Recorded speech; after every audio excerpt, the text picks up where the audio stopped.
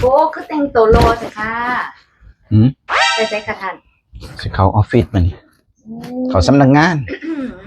เขาสำนักงานในการทันนายกแม่โอ้ตั้งแต่เป็นทันนายกสทนี่ เป็นไงเนาะค่ะในข้อนะคะอันนี้นะ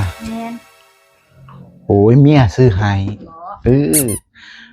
เป็นระดับนายกต้องคือในจักหน่อยมาได้เนาะค่ะท่านเมียให้เงิน200มันนี่ติดถุง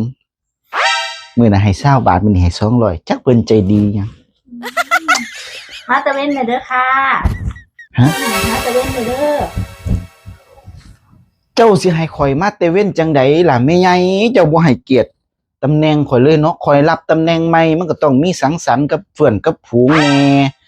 หลังเลิกงานเพื่อสิปรึกษาเรื่อง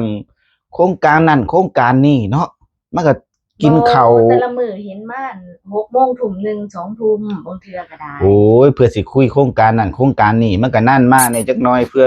หมู่ส่วนไปกินข้าวร้านอาหารนั้นร้านอาหารนี้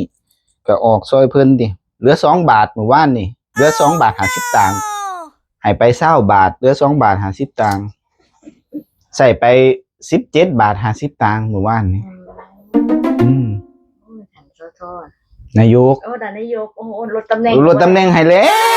วหากับรับตำแหน่งใหม่ก็ได้อย่าลืมเกี่ยวหญ้าเด้อ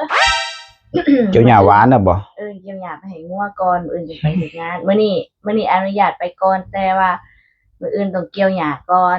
เจ้าเฮ็ดหยังซะค่อยนะนอนเว้นแต่ข้าเป็นเมียนายกนี่สบายเนาะทักขาแล้วก็นอนเว้น